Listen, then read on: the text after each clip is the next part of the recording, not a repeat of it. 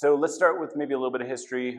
I grew up in Colorado. I grew up in Denver, and sort of started drawing very, very young. All the way back in kindergarten, I have drawings that were, not any better than any other kindergartners. But clearly, I was obsessed with it because I was writing all over my drawings about how I needed to figure out how to be a good artist. And luckily, my mom saved absolutely everything. At least in that case, luckily, my mom saved absolutely everything, and we still have those, and I still have them in my life. But as I got a little bit older, I did start to get really quickly obsessed with the notions of drawing. And as a young kid, most kids believe that good drawing is realistic drawing.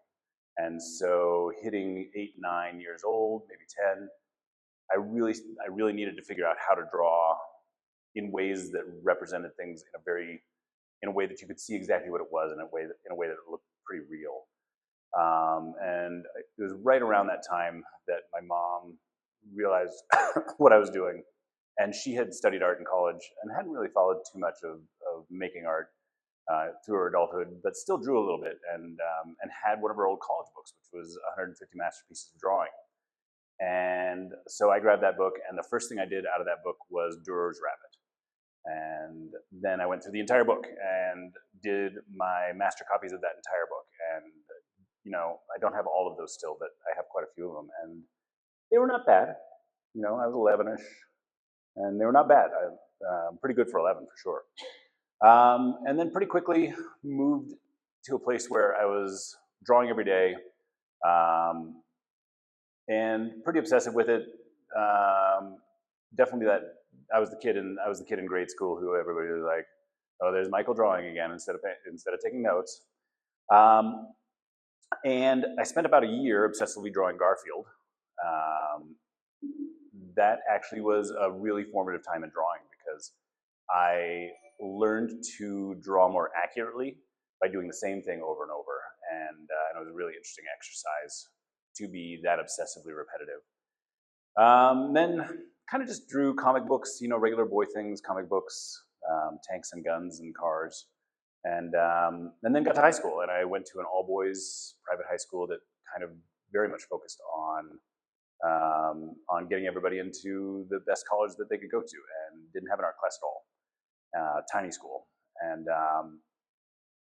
And so I spent 4 years there, still drawing all the time on my own, but not learning anything more, not growing anymore as an artist. And then went off to college, was not studying art for several years, and just kind of floated through college, not really doing anything that made that much sense to me. And then started working full-time kind of halfway through college too, and working quite a lot. And then finally took a painting class when I was 25. And the first day of that painting class kind of changed my entire life. I knew going in that it was going to be something important. And then coming out of that first day of painting class, I had decided that was what I was going to do with the rest of my life. And I hadn't even picked up a paintbrush that day. All we did was sit there and sketch and talk about what the class was going to be. But I knew. And so now here I am. And that's about 25-ish years ago. 27 years, almost 28 years ago. It's my birthday next month.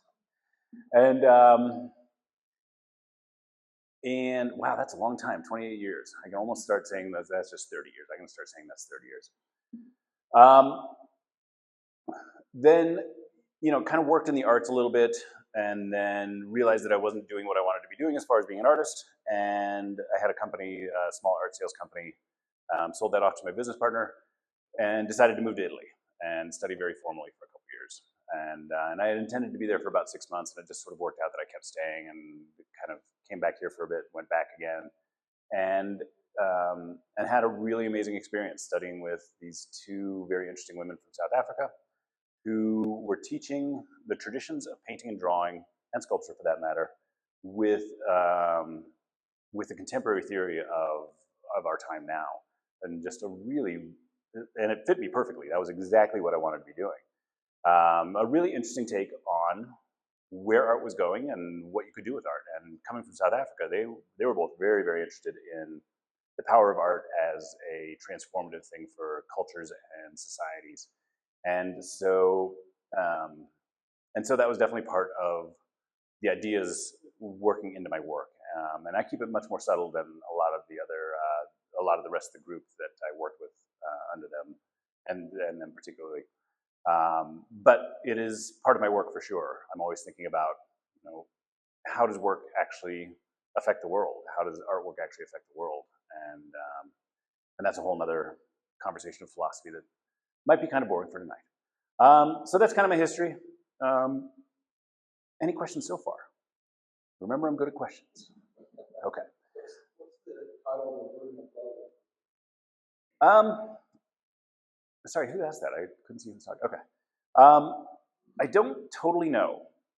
For one of the first times since I started really showing consistently, which is many, it's well over a decade. For one of the first times, I just started to kind of glom on to all of the things coming into my head and all of the things that seem to be happening in my life, and just throwing them all together. This show is much more just everything I wanted to do than a single idea or kind of group of ideas that I'm trying to put together. And the symbols in all the imagery are pretty consistent with my work over many years, but sometimes I'm thinking of them a little bit differently, and trying to create a little bit different narrative, even if I'm using the same human again or the same horse again. I'm starting to adjust it a little bit so that it kind of becomes something different to me and maybe has a different meaning. In this case, though, each piece just kind of was its own thing, and it looked nice together, but none of them actually were made specifically to have a conversation as a group of work. And I'm actually really happy with that, and I'm going to continue doing that, I think. And I think it was not terribly difficult to curate if, it seems like it came together very naturally. So, so that title, I kind of came up with the words wanting to have a little bit of sentimentality about it. In a time in my life that I'm being a little bit sentimental. I'm seeing my kids grow up.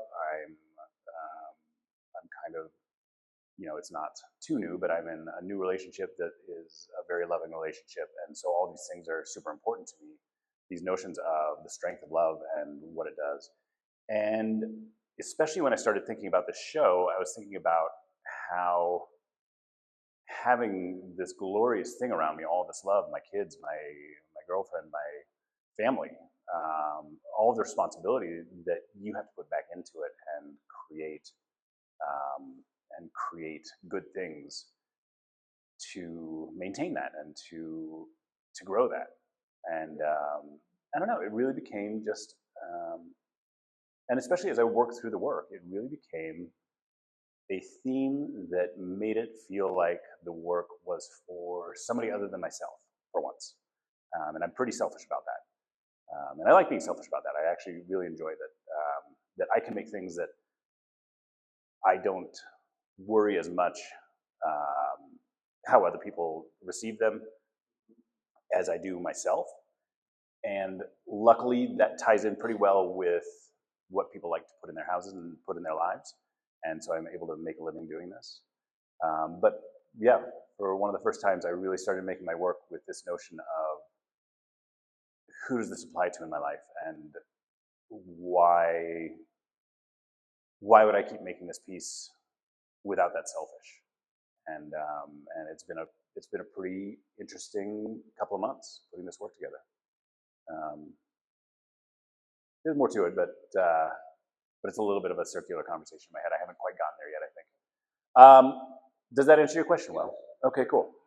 And I haven't been asked that question yet, and kind of started to think through it, but knew I wanted to stumble through it today. I knew somebody would ask, and I knew I wanted to stumble through it today and just try and discover it as either I discuss it or we discuss it, because I don't totally know.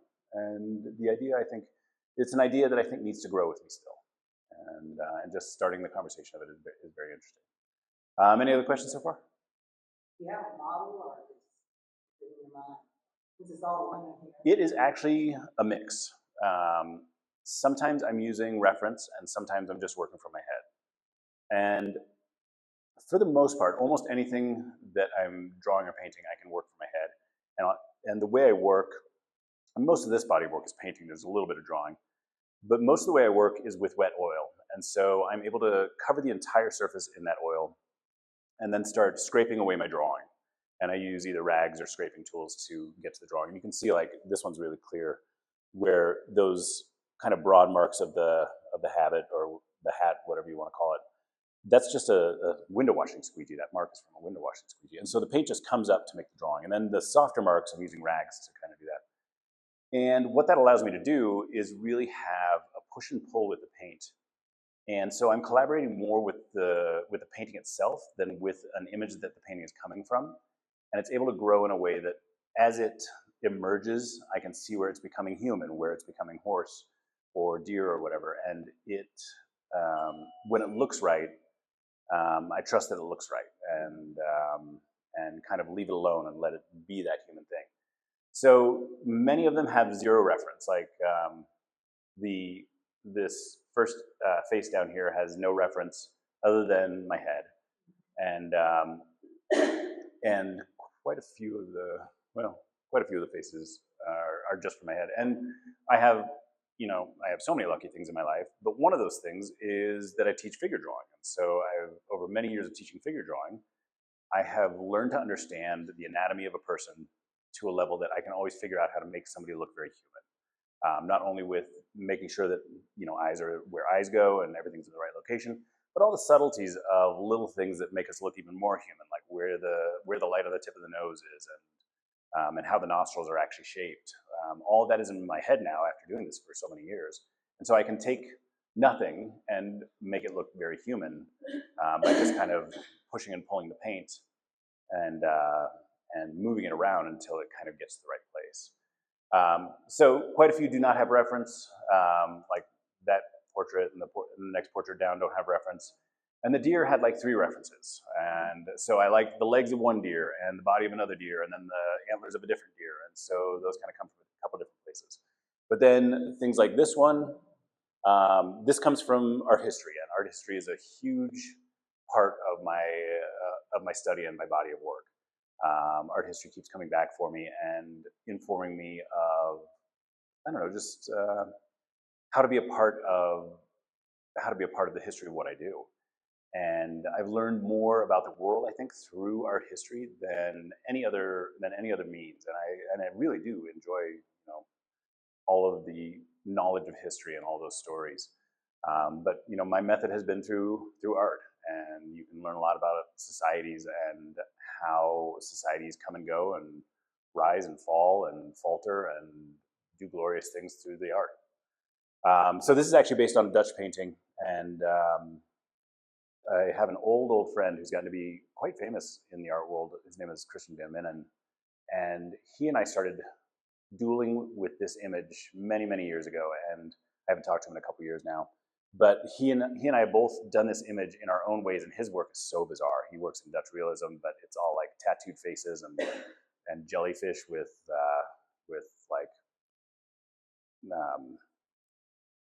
toys inside them and things like this. Just the weirdest, most bizarre, kind of grotesque work. And so I've repeated this figure many times, and this was the first. The figure was the first of a series that I called a Hot Nun series.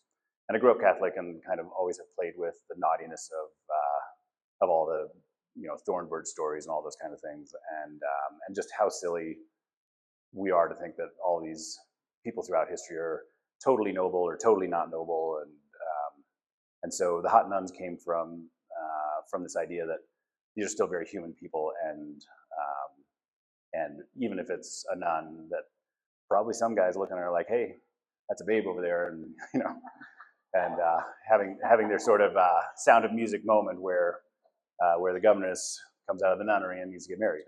So like that one has that reference, and I really enjoy that reference. This one in the middle is actually a piece that I have repeated over time, and that's her name is Sophie something or other, and she played Juliet in Zeffirelli's 1976 Romeo and Juliet. And that's actually from a film still of Romeo and Juliet. And Romeo and Juliet has been a theme throughout my work for many years. So there's a lot of them that have that history. This is based on a Rubens, Velázquez, and so art history is very important to me. So back to your question. The palette is a palette that I am both so wonderfully happy with and so desperately stuck in. And so it's this interesting fight that I have. And I'm not sure if I'm ready to break out of it, but I keep pretending that I am to myself. I keep telling myself in all of my sort of moments in the studio where I'm talking to myself, I'm like, okay, let's just get some red in here. How about some red? Um, but these are very classical colors too. These are all the colors that Rembrandt was using, that Michelangelo was using, and they do really come from my time in Italy and my preference of the aesthetic of things that you can't really tell what time they're coming from. I like the idea that paintings and drawings and whatever art could be very timeless. And two things can make art timeless. One of them is just if it's so damn good, it doesn't matter if it's got clear indications of the time that it's made. It's going to stay in our world. You go to all the museums today. You go to all the galleries today. You see all these people who are buying these $1 million pieces. In 100 years, nobody's going to know who they are because they are not great pieces of art. Great art is something that you feel more than you see. Um, and there is great art out there too, but there's not as much of it as there is a huge market. Um, so those pieces are timeless, but other pieces can be timeless too if they step outside of looking like a time. And I've been that's also one of the fights that I've been in with myself for a long time. Do I want to make my work sit in this place where if it had been created 100 years ago or 100 years from now, it really wouldn't matter. It really could be from any of those times. And then, I start playing with things that are a little bit more contemporary feeling. And these are the most recently finished pieces. In fact, they were probably still just a little bit wet when you guys put them up on the walls. Um, and I am definitely wanting to push myself a little bit, get outside of my careful side of things, and I use my worst writing on that one, and just kind of scribbled with the blue and this, and those are with oil bar, which is kind of an oil paint in a crayon form. And I just needed to break the surface a little bit. I needed to break the beauty of it a little bit in a way that felt like I was doing something dangerous for myself. And I'm terribly happy about how those turned out. And I want to continue that on. And so as much as I love when all of my work sells, I also love when certain pieces that I'm still learning from stay with me for a while. So I'll probably have to take one or two of those back up with me, when, assuming they don't sell. Um, so yeah, the color palette comes from a lot of history with this color palette, and I've been working with these colors for the better part of 20 years. Um, and I keep telling myself it's time to break out and get more wild with color and be more challenging to myself. But then I always find myself sinking back into this wonderfully comfortable place with these colors that are really enticing to me and really kind of draw me in. So yeah, last October I spent a month in France and got to stay in this castle and have a studio in this castle and just make work for a month. It was around some other very interesting artists and and that's actually my girlfriend Cassie, who just asked that question, and she got to spend some time in France with me, which was pretty spectacular. And we got to have a lot of conversations around where my work was going, and she actually really engaged in that, which was super kind of her, considering that we were running around France, kind of in this daze of the beauty of this place that we haven't spent much time, or in my case, any time. And we ended up talking a lot about art. And so this piece, along with a few others in here, came from that residency and this time that I started to take my familiar forms and just like these guys with the colors in them, tried to break my rules a little bit and break the surface away from the easy side. And no paintings are really easy, but as an artist, it's just like any other profession. You find a time when you're getting good at what you're doing and things become easy. And there's both a good side and a bad side to that. Good side is you get to make good work and it's kind of easy. And the bad side is you're not advancing yourself, you're not pushing yourself as much as you think you should. And so one of the things I was looking to do in France was to push my way out of the safety of how I was working. So even just that strange stripe at the top, which every time I look at it, I'm like, why the hell did I do that? That doesn't work at all.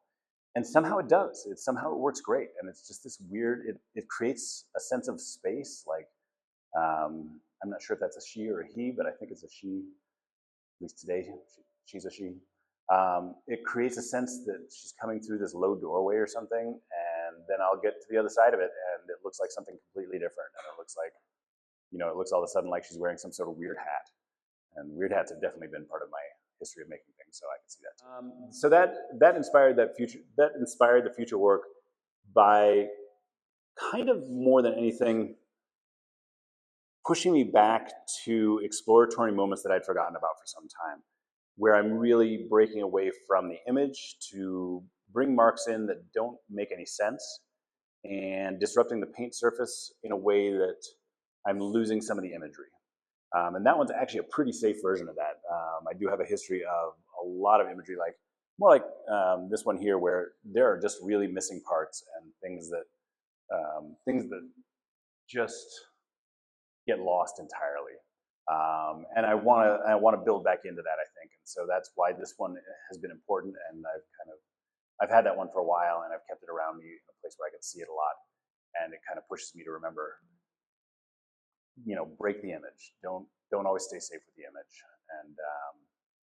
and having that time in France allowed me to do that because I had just a straight month where every day I was in the studio working, and for me, I can produce so much work in a month if I don't have to be taking the kids back and forth to school and doing all the other stuff and meetings and all the other things. Like, it's strangely busy being an artist. All the work I have to go deliver somewhere and pick up somewhere and all the other things, they're distractions. And so that month got a lot of work done. One of the things that I've always believed is that it's the artist's job to create something that has the moment of beauty that it is worthy of research by the viewer. And so it shouldn't tell you everything that it is. In fact, my work right now feels like it's telling you even more than I should. And it should be something that is beautiful enough that somebody would want to spend time with it. And I don't need people to know my story. I want them to make up their own story and kind of figure things out as they go, build up their own belief about it and their own lore about it. A lot of my work does come from legends and myths and lores, and especially those that repeat throughout religious histories and societies. We have the pantheon of gods that seems to have been in 5, 6 different places with all these different names, and they come through in my work often. And then I've started to very deliberately create a new vernacular and almost a new set of those gods for this new place. And as far as the hair and the hats and the headpieces and stuff, it's one of my limitations, and it's that I don't really know how to paint hair. And I think I do. I just am never comfortable with it, and it always feels like I'm trying to figure out what sort of hairdo they're supposed to have. And if I'm working from something, I can kind of say, okay, that's what the hairdo is supposed to look like. But otherwise, I'm always kind of like, how do I make up good-looking hair? And somehow I can always make up these good-looking veils and things like this, but good-looking hair is always a mystery. So they either have, like I have quite a history of doing these, what do you call it? These like Marie Antoinette wigs, these giant wigs, and again, another thing, another symbol that I want to get back to in my work. But I also have this history with these weird hats, and some of them have been these sort of airplane things that come way out, and even going back to when I was a little kid, I always had a hat on. I had my construction hat, I had my cowboy hat, I had something that I called my Superman hat, which I think was maybe just like a red beanie cap. Um, but it was my uniform every day when I was like 4 and 5, and I don't remember as well as my mom and my parents and some of their friends always joked about me always having the hats. So there's probably some consistency or some sort of thing that comes from that in wanting these headpieces to happen all the time. But yeah, a lot of the time the headpieces come from trying to figure out how to make hair look good without it looking like a hairstyle from our time. I don't need to have Jennifer Aniston's lovely what is it? It's called the Jennifer, that hairstyle, isn't it? I don't need Jennifer Aniston's friend's hairdo to be on my paintings. So I need to figure out a way to make hair that's interesting, that doesn't look like a hairdo from our time, but still has the aesthetic value to our time. So I'm always fighting with that. And that's kind of one of my interesting, it's one of my secrets that I was never supposed to tell anybody that that I have that problem. But it is also one of my interesting, it's one of my interesting challenges all the time, is figuring that out, that moment of a painting out. Some of the most wonderful moments in paintings, not only in the story of the imagery, but the paint itself. There are moments in paint that don't make any sense. There are moments in the visual story that don't make any sense. And those are kind of those wonderful moments in art where especially if me as the artist, I don't know what's going on, that's amazing, because I'm making the thing and I'm learning from it right there, and I'm curious and I'm fighting with it while I'm at the same time loving it, and it's a pretty interesting moment to be lost in that. Thank you guys very much.